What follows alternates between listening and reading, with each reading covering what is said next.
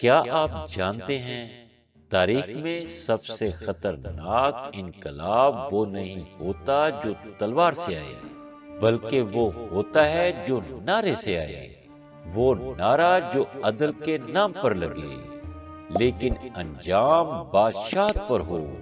ہم آج اس دور میں داخل ہو رہے ہیں جہاں لوگ مظلوم تھے، پیاسے تھے، عدل کے بھوکے تھے، اور اسی پیاس کو سیاسی شکاریوں نے اپنا ہتھیار بنا لیا۔ یہ قصہ ایک حکومت کے زوال اور ایک نئی حکومت کے قیام کا ہے، مگر اس قیام کے پیچھے ایک ایسا فریب تھا جو برسوں بعد کھلنا تھا۔ یہ کہانی ہے بنو امیہ کے ظلم سے عباسی تک کے سفر کی۔ محترم سامعین، بنو امیہ کی حکومت ظاہری طور پر مستحکم تھی لیکن اندر سے سڑ چکی تھی۔ اس دور میں عرب اور عجم کے درمیان شدید نسلی تعصب پایا جاتا تھا۔ عرب خود کو حاکم سمجھتے تھے اور غیر عرب، خاص طور پر ایرانی، دوسرے درجے کے شہری بنا دیے گئے تھے۔ ان پر ٹیکس زیادہ تھے، عزت کم تھی، جان اور مال محفوظ نہ تھا، عدالتوں میں ان کی آواز نہ سنی جاتی۔ غارت گری، ظلم و ستم اور طاقت کا بے دریغ استعمال حکومت کا معمول بن چکا تھا۔ یہ حالات خاص طور پر ایرانی معاشرے میں ایک شدید رد عمل پیدا کر رہے تھے۔ ایرانی عوام کوئی نئی چیز نہیں مانگ رہے تھے، وہ صرف ایک ایسی حکومت چاہتے تھے جو انصاف پر قائم ہو، قانون سب کے لیے برابر ہو، حاکم خود کو خدا کا نمائندہ نہ سمجھے، اور ان کے ذہن میں عدل کی صرف ایک مثال تھی، اور وہ تھی حضرت امام علی علیہ السلام کا دور خلافت، جہاں حاکم جواب دہ تھا، بیت المال امانت تھا، کمزور طاقتور کے برابر تھا۔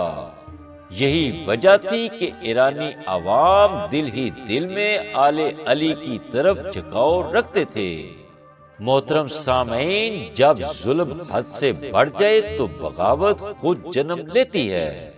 بنی امیہ کے خلاف یہی ہو رہا تھا۔ لوگ تیار تھے لیکن قیادت کی کمی تھی۔ اسی موقع کو ابن الوقت سیاست دانوں نے پہچان لیا۔ انہوں نے دیکھا عوام ظلم سے تنگ ہیں، ایرانی علوی عدل کے خواہاں ہیں، اہل بیت کا نام لوگوں کے دلوں میں زندہ ہے۔ یہاں ایک نعرہ تراشا گیا، حق کو حقدار تک پہنچایا جائے۔ یہ نعرہ بظاہر سادہ تھا مگر اندر سے بہت گہرا فریب رکھتا تھا۔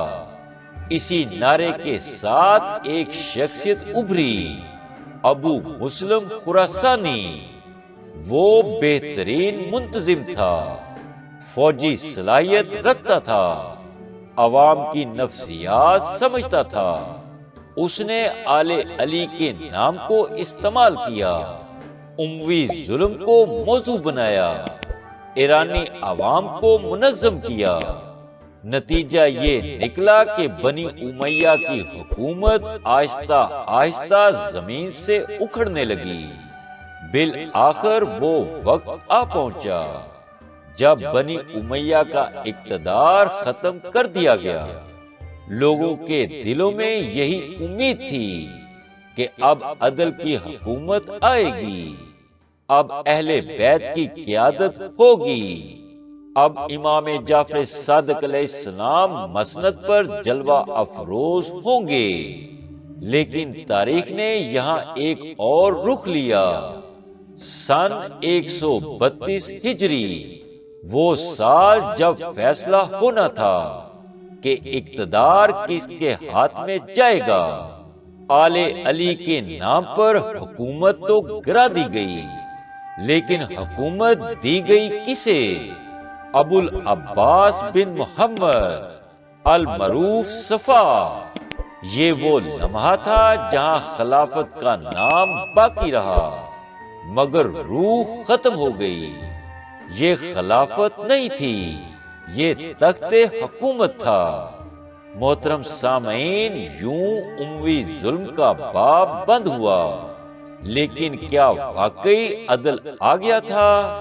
لوگ خوش تھے مگر تاریخ خاموش تھی، کیونکہ اصل سوال اب شروع ہو رہا تھا۔ ابو العباس صفا تخت پر بیٹھنے کے بعد کیا کرے گا؟